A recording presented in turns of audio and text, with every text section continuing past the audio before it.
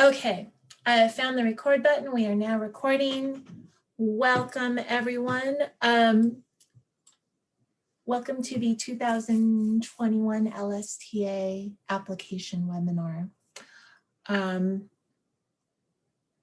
Here's our agenda. Oops, I have not shared the screen. Sorry.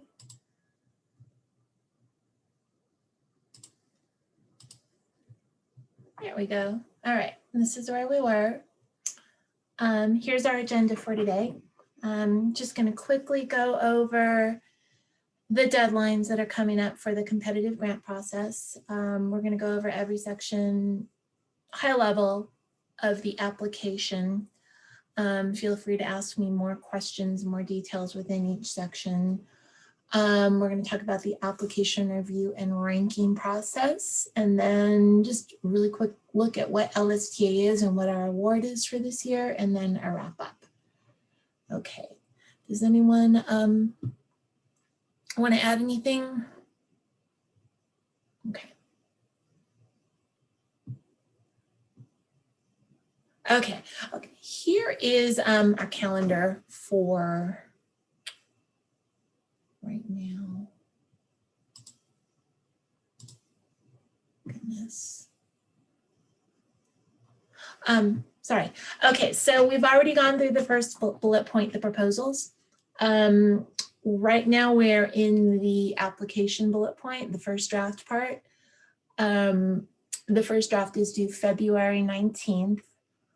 We'll get you written feedback. Every single section of the application will give you written feedback for. The final application is due March 26th. Right after that, we have a really quick turnaround. It will go directly to council.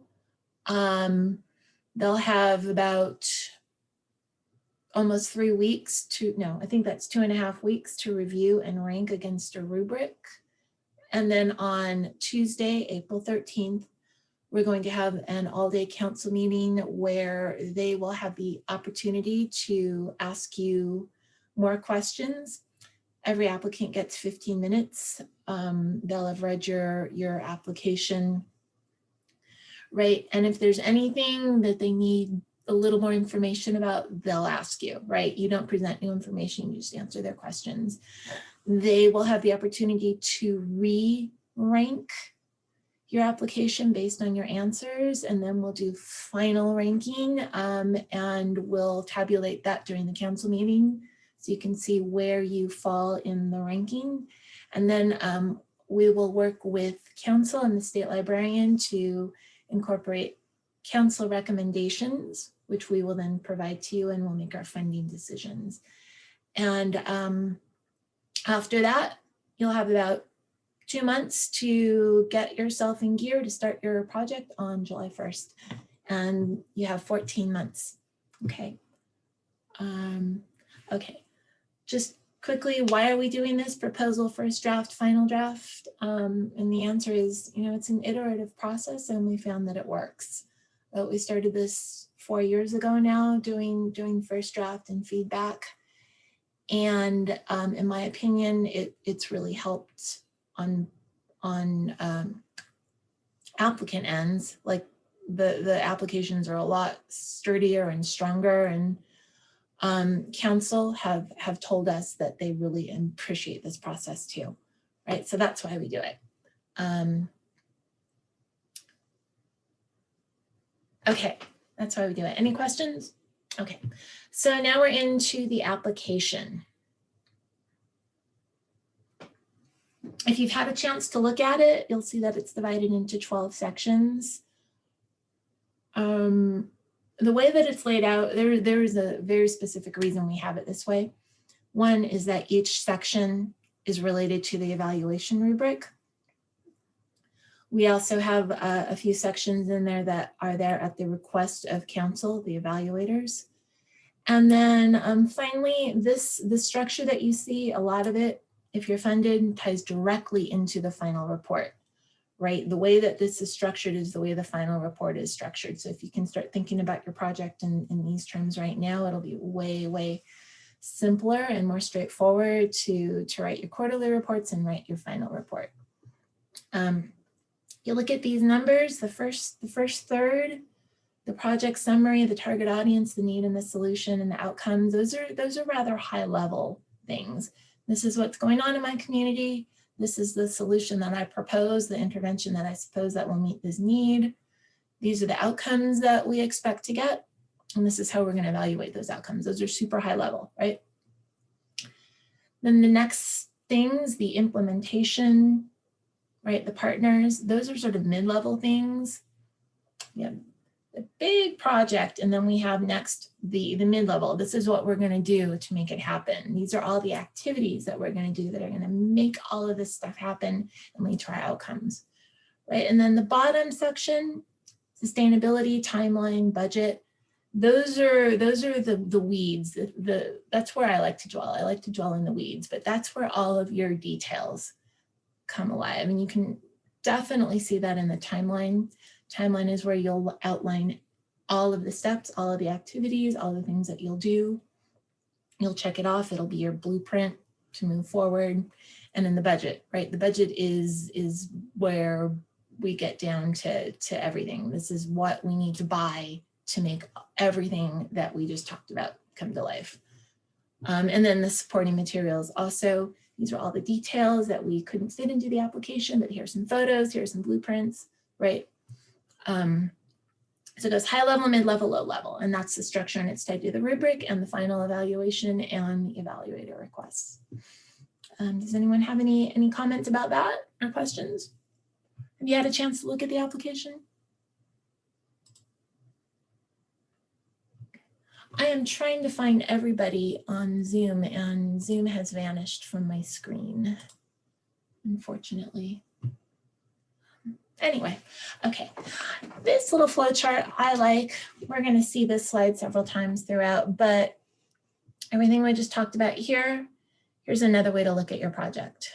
The inputs, the money that you're asking for, the staff that you're asking for, the time that you're asking for, you take all of those and you can transform those into services and collections, right? All of those turn into activities, the IMLS activities, where you will either teach or you will create or you will plan or you will procure, right? And all of those activities produce quantifiable outputs, right? Circulation, attendance, things that records that you've made, plans that you've made, right? Surveys that you've deployed.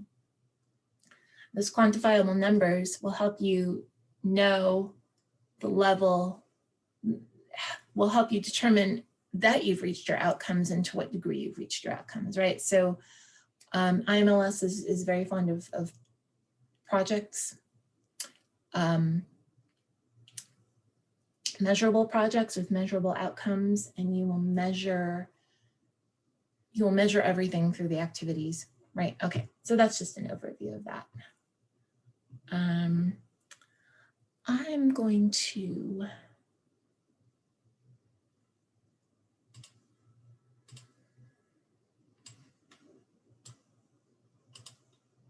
I'm sorry, I feel like I'm flying blind right now because I can't see anybody. I'm going to stop share for just a moment. Gosh, there it is. There you are. Sorry. All right.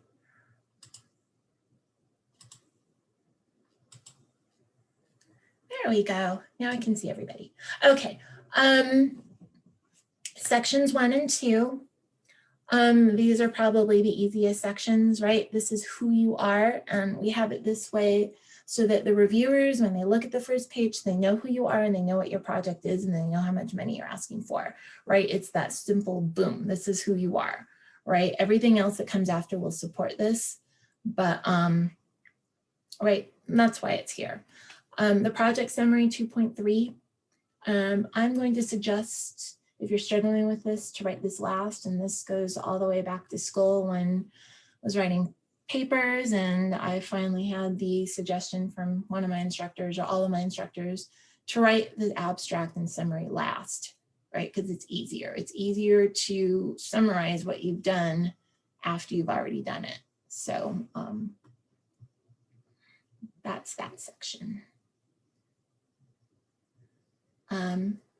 This section, target audience, it looks really innocuous, right? It's just a bunch of little lines that you check off. But these are IMLS's controlled vocabulary for target populations. And you're either,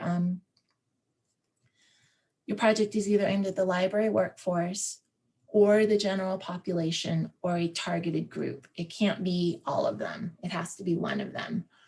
If it's a targeted group, you have to tell us who you're targeting, right? And this is important because this will inform the whole rest of your project application, right? Everything that you do always goes back to the target audience. And I've noticed over the years that this part gets overlooked. People will check general population and then will target something specific, or they'll check, 0 to 5, and then their project will actually be for families and older teens, right? So make sure that whatever you check here actually is carried throughout every section of your application. Okay. If you don't know what that target audience is, maybe come back to that after you've written everything, because then it will be more clear. But again, when we're reviewing it internally before it goes to council, that's often where we see some glitches. It's like, who is the target audience, right? Any questions about that? Okay, section number 3 is the statement of need or the problem. Problem is not the best word, but it is a need, right? It's a gap in what's going on. And so we want you to tell us what is happening in your world, in your library community. Like, what's going on, what is not going on, where is the big gap? And that is your statement of need.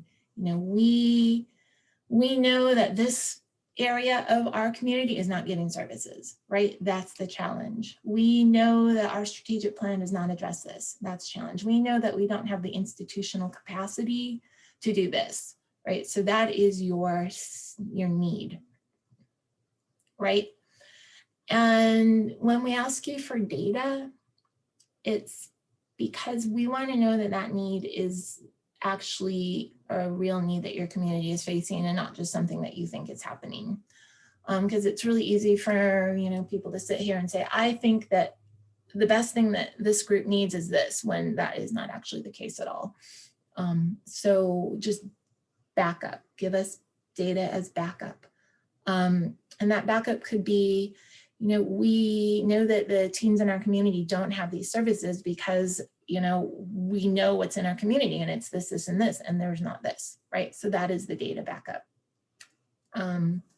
So tell us what your need is, and then tell us what your solution is. And solution, maybe not the best word because it implies solution. It's an intervention. This is what's going on. We're going to try this little intervention and see if it changes the situation for our target audience.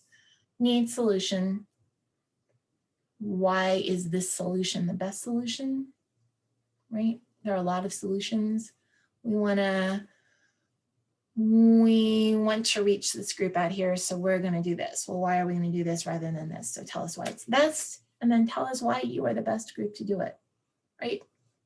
And just, it doesn't have to be that complicated, need, solution, outcome, but sometimes it feels that when we read this stuff, it gets very convoluted, right? So just have outsiders read your proposal and make sure that everyone understands what's going on.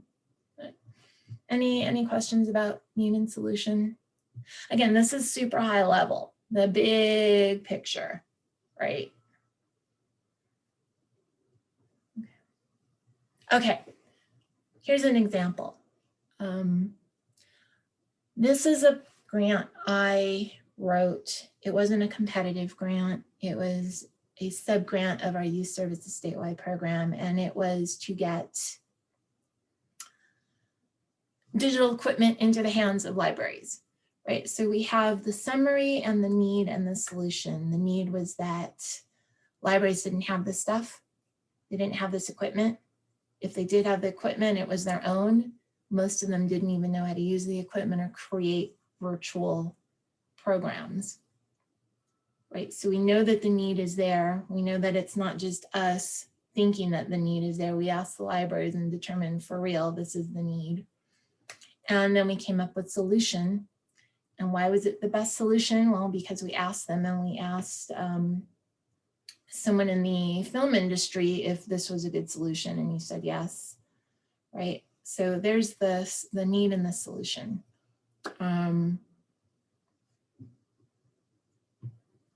Any questions? Okay, we'll move on. Okay. Section 4 is your outcomes.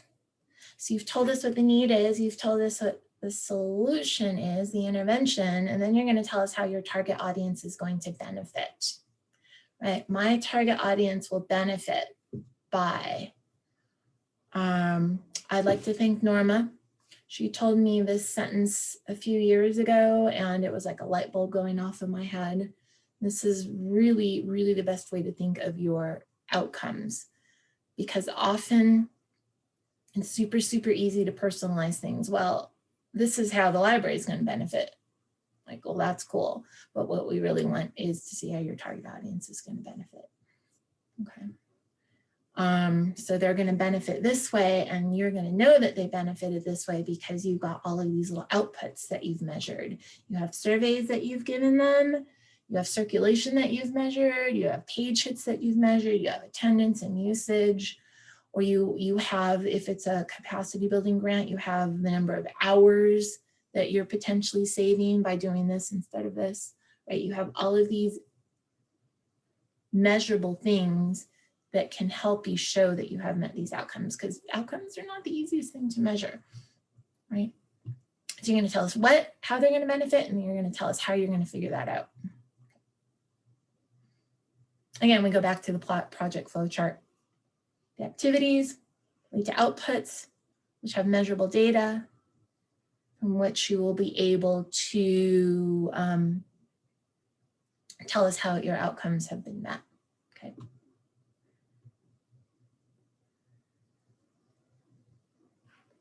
Outcomes, this is fun. You've heard this, right? Outcomes are SMART. They're specific, they're measurable, they're attainable, they're realistic, and they're timely. What does that even mean? Here's an example, okay? This goes back to that summer reading program virtual project. The outcomes I had were pretty optimistic. I said that 100% of the participating libraries were going to learn skills, right? They were going to learn these things, they were going to do these things. 100% of the libraries would learn how to project manage a virtual program. 100% of participating staff would see their skill levels increase. 100% of libraries would be able to provide lifelong learning programs to their communities, right? And how do we know this? Because we were going to do a survey and we were going to ask them. So that goes back to this: SMART, specific, measurable, attainable, realistic, and timely. Yours don't have to be 100%. Not at all. You don't even have to do it this way, but it's measurable. Does that make sense? That's just what I'm trying to show.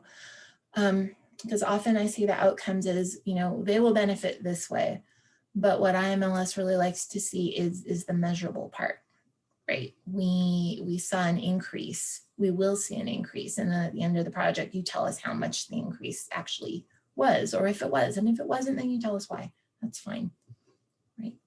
But you tell us how much, and you tell us how you know that, right? Does anyone have questions about that part? Okay. Okay, section 5 is all about implementation. So you've told us what the need is, who the target audience is. Now it's all of the things that you are going to do. You're going to create a video. You are going to create a plan. You're going to make all of these items identifiable. You're going to buy this stuff. You're going to do this many programs a week. You're going to you're going to buy this collection and you're going to see if it circulates, right? So these activities are bucketed into these 4 things because this is how you report on them at the end. So you're either doing instruction, content is related to information, it's related to your collection, planning, or procurement. Procurement is for non-collection related things, like a desk. Like you need the desk to do your project, but it's not information. It's like that support. And here's more detail. What we're doing right now is an instructional program. It's formal, interactive, because you can ask me questions, right? You're not on mute.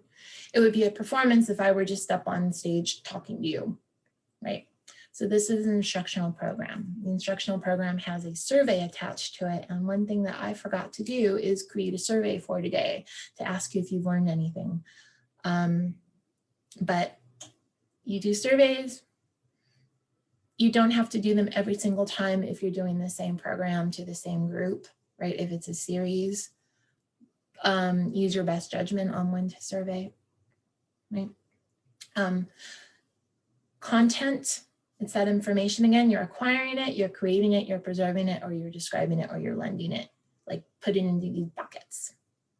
If you're doing a plan, you're either planning for the future or assessing what you did before so you can get some findings and lessons learned. And then the procurement. Procurement is, again, it's stuff that is essential to what you're doing, but it is not content, right? So just put it in these buckets, and in the application, describe a little paragraph to describe the activity, okay? It's an activity if it takes more than 10% of your time and your budget. So you shouldn't have more than 10 because then it just gets too much. If you're doing a bunch of instructional programs, that can be one activity, right? They're all grouped together. Your activities should be very, very clearly tied to your budget. That's another thing that we see often. We read the whole grant, right? And then there's the budget and it asks for something that like we did not see anywhere in the narrative or the activities. We're gonna do all these things, but we're asking you to fund this. And right, so budget activities, vice versa, right? Also for your target audience. Another thing to remember when you're thinking about your activities is don't forget to put it on your timeline, right? I'm going to do this project, but I forgot to put it on my timeline. And that is something our reviewers actually really, really check. Okay. Any questions about that? Okay. Okay, so here's an example. Back to our virtual summer reading program grant. The first activity was procurement. We procured digital programming toolkits. It's not content because the iPad could be considered content, but it was lights, clickers, tripods, right? So it's procurement. It's essential to the project, but it's not information, right? So we procured stuff.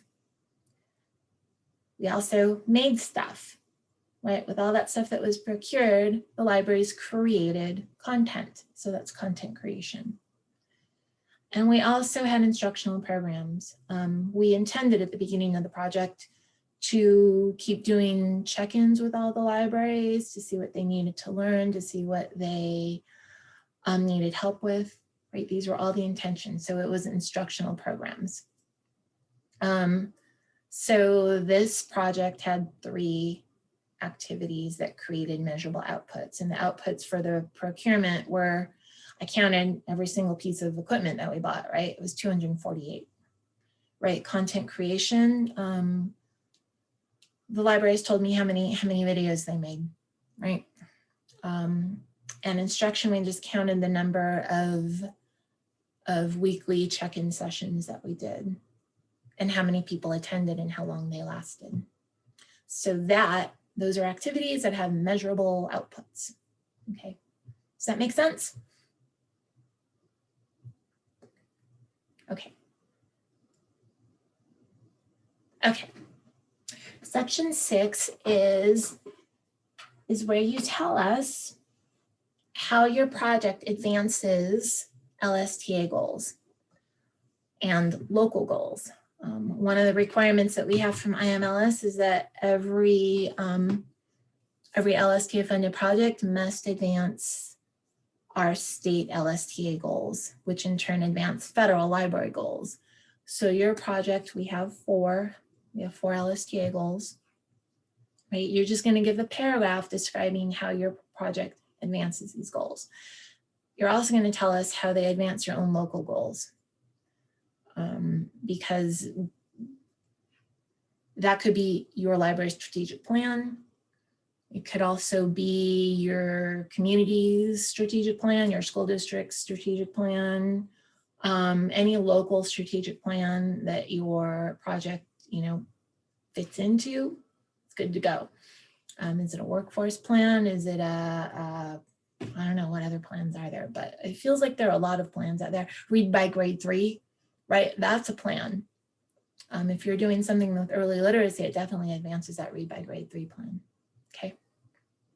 So just tell us. Goals, projects, objectives, outcomes. This is how it all fits together. The goal is always on the top. Your project is the next level, and all the outcomes are how we know that we've advanced towards meeting that goal. So that's how. Top one. Okay. Oh, any thoughts on that? Okay. Okay.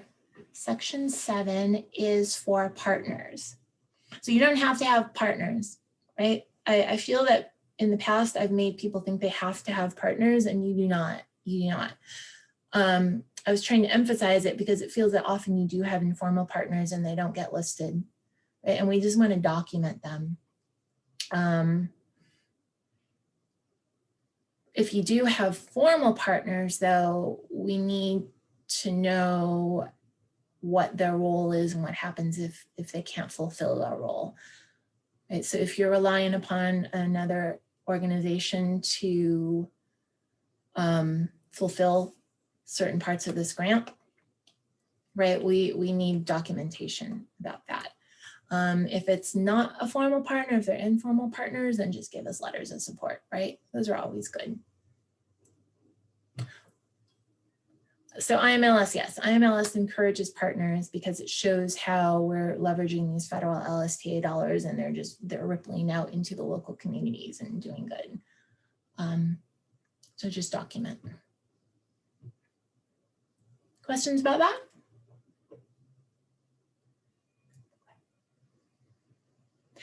Here's something. If you're paying somebody as a contractor, they're not a partner. They are, they're a contractor. Okay.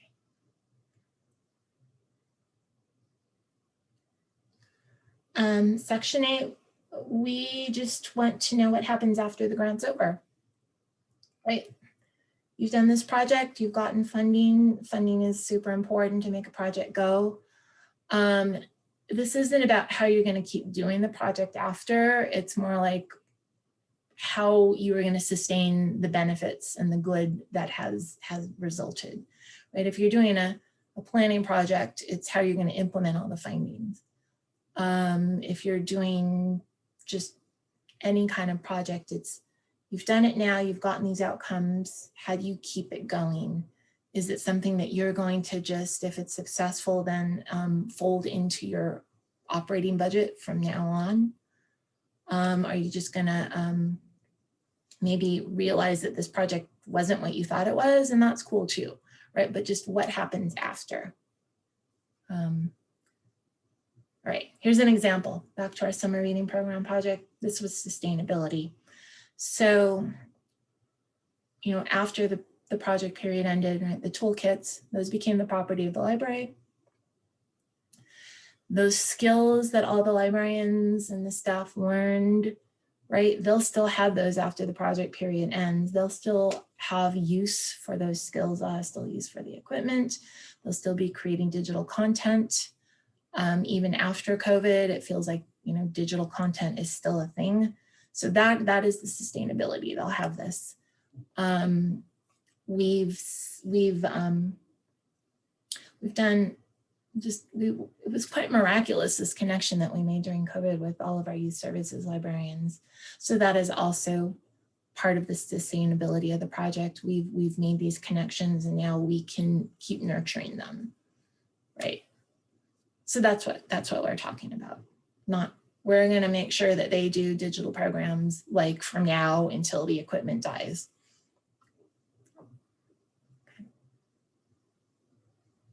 Okay. Oops, any thoughts, suggestions, questions about anything so far? Okay. Okay, so now we get to the timeline and the staff. This section was added at the request of council because they wanted to know, well, not the timeline, but the staff part. The timeline is your plan, right? It's your action plan. Everything that you've mentioned, all of your activities, right? All of the publicity, all of that goes onto the timeline. Put what you're going to do. We are going to do, you know, early literacy projects, and we're going to do them in July, August, October. We are going to survey, we're going to train, we are going to plan what you're doing, and then tell us who's doing it. And then when. There's a section for staff resumes. So just your key staff, who they are, what experience they have, and how they're going to help your project succeed. So that's section 9.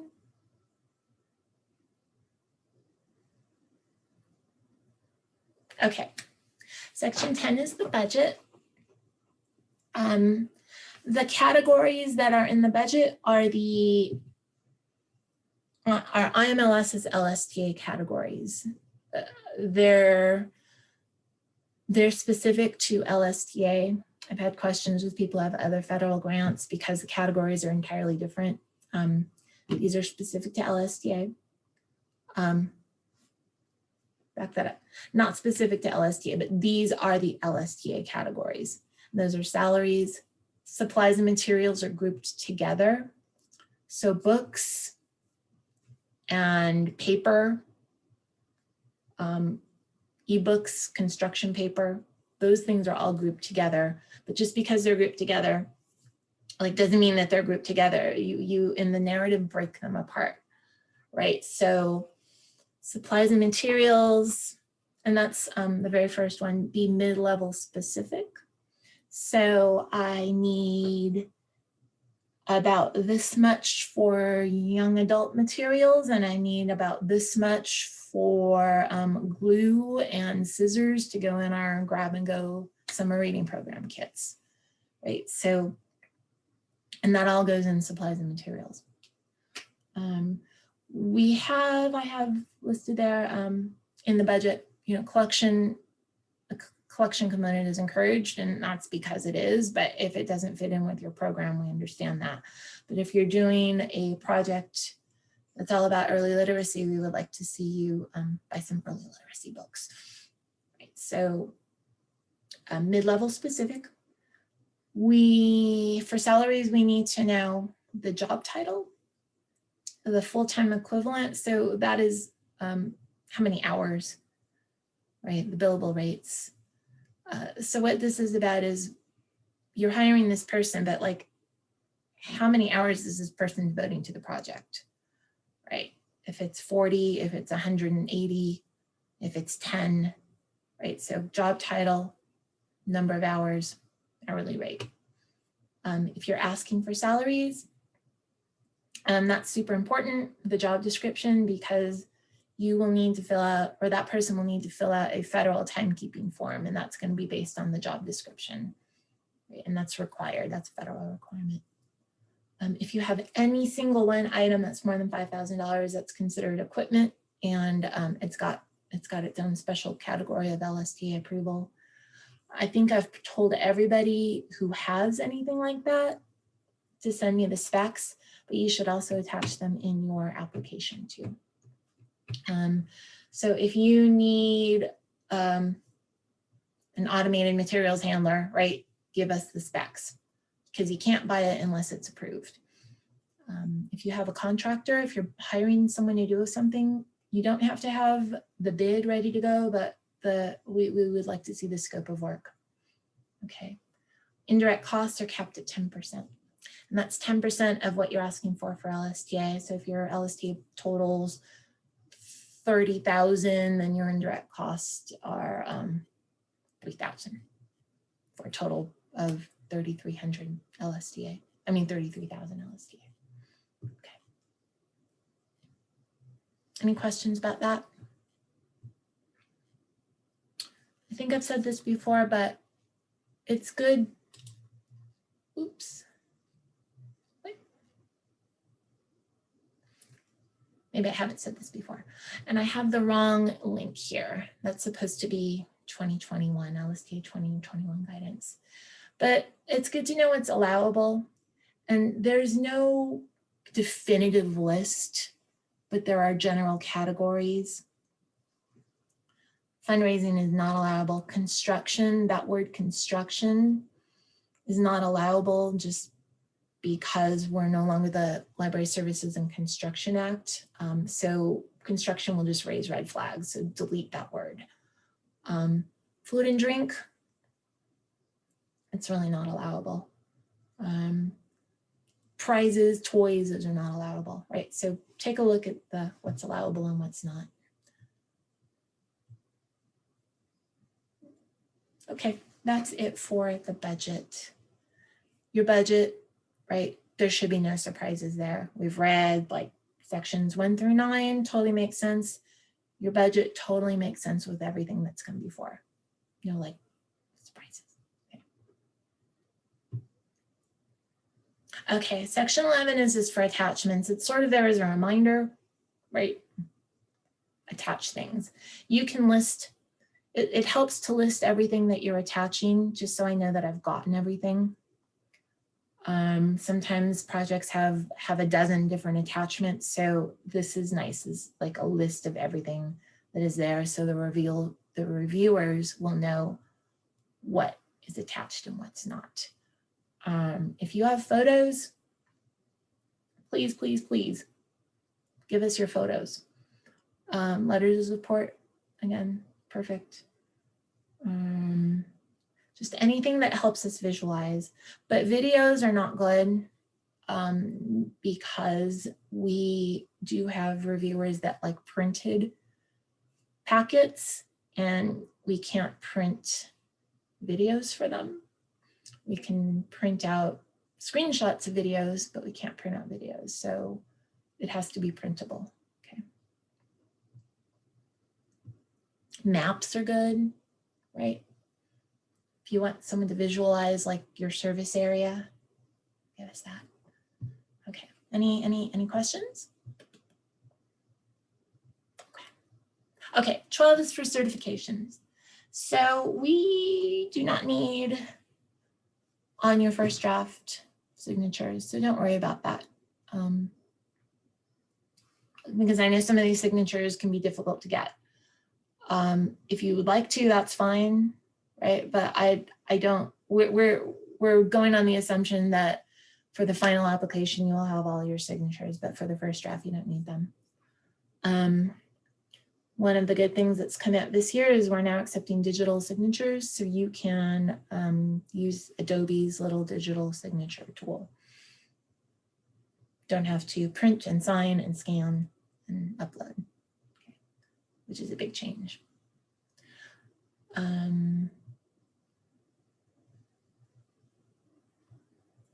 I see a typo.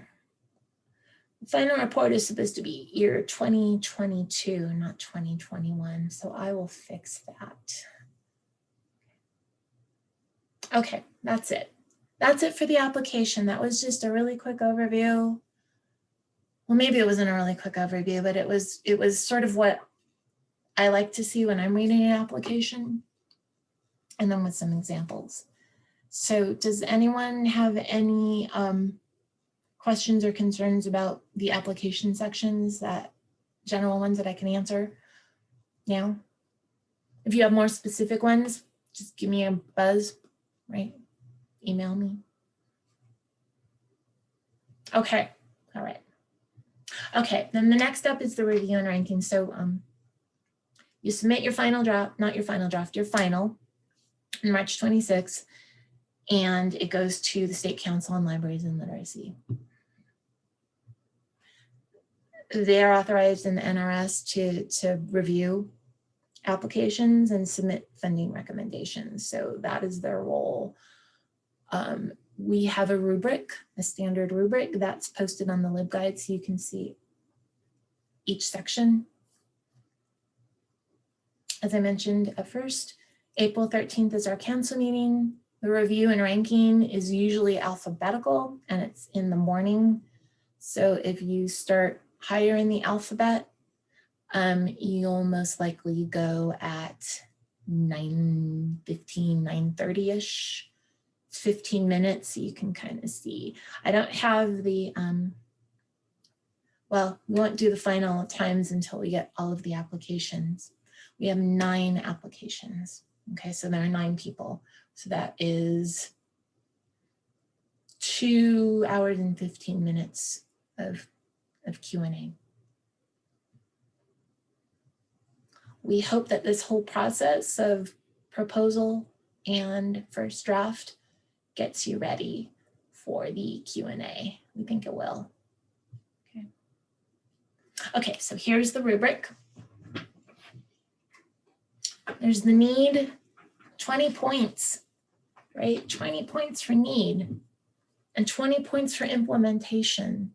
So the need of your community and how you're going to actually meet that need, the solution, are 20 points.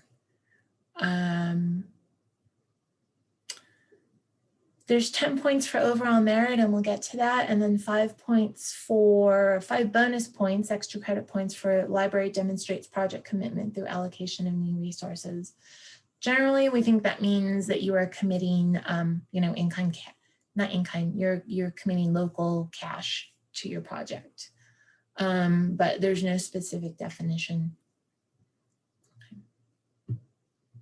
Overall merit, this is what I think it means. Value to the organization, value to the target audience, overall value, right? So the big picture, how it's gonna just help everyone in the state in general, right? And then also what's the cost of not doing the project, right? If not doing the project will really, really create a big gap in your community, then you'll probably get more overall merit points.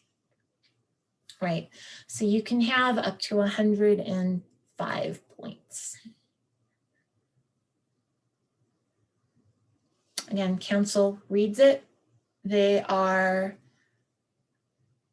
encouraged to score you first. Sometimes they don't, they wait until the end, but they'll have first review and then final review.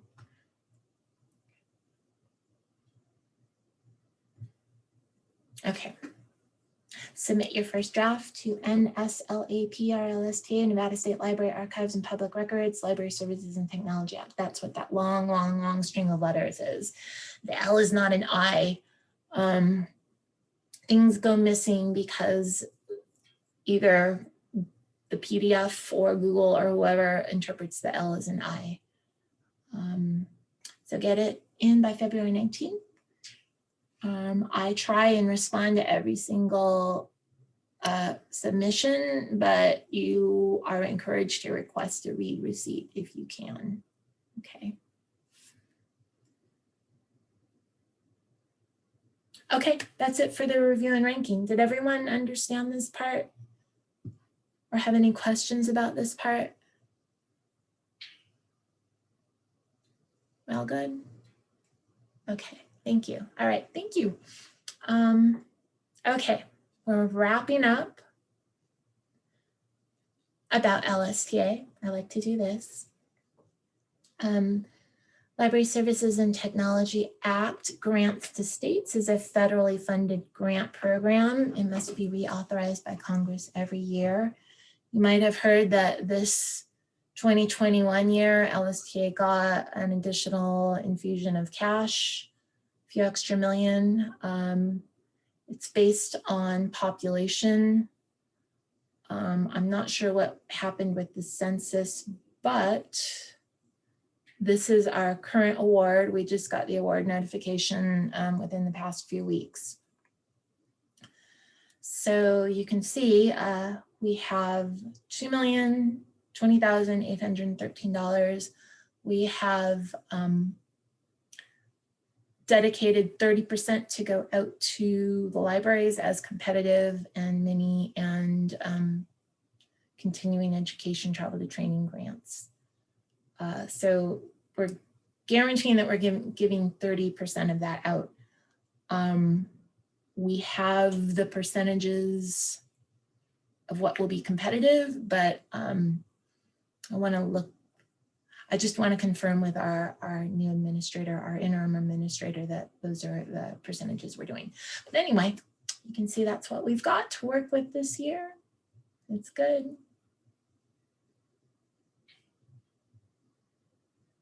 That's it. Any questions about that?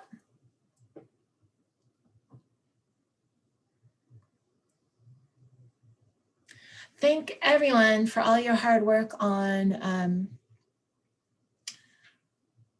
telling your elected officials how important LSTA is. Okay. All right, wrap up. Here are my suggestions.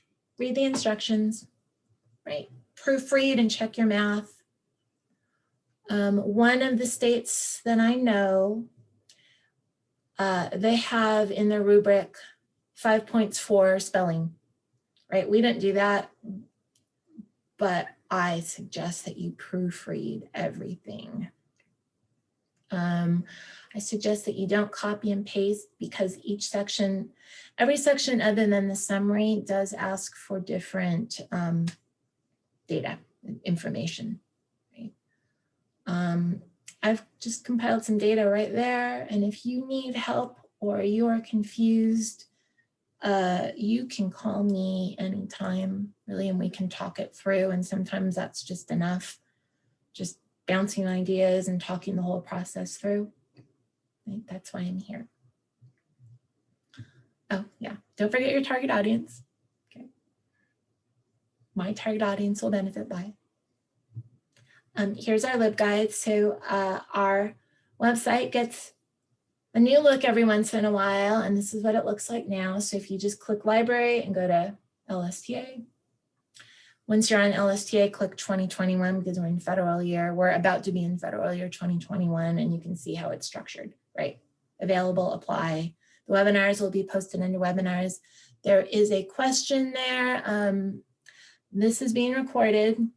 As soon as I get it all ready to go, it will be uploaded to our YouTube channel, and then I'll put the link in the webinar section.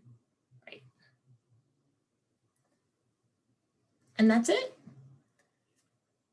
You can contact me. I listed Norma.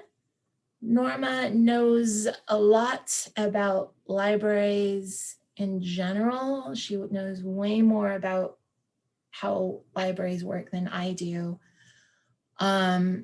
So that's why she's up there. If you have budget questions or LSTA specific questions, you can ask me.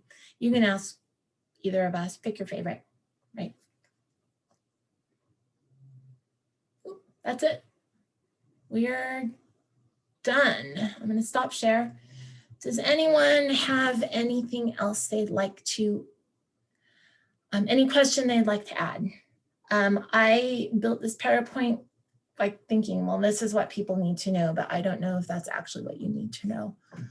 So tell me. Yes, Kimberly.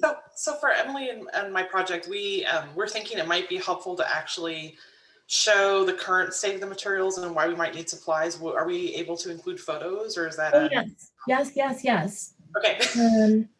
Take a picture, because that, to me, that would be incredibly helpful. Like, what on earth does this even look like? 400, 330, right? Yes. As many pictures as you can. You can plop them onto a Word doc, or however, yeah. Okay. All right.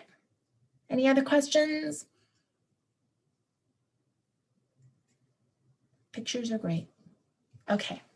All right. I'm going to stop recording then.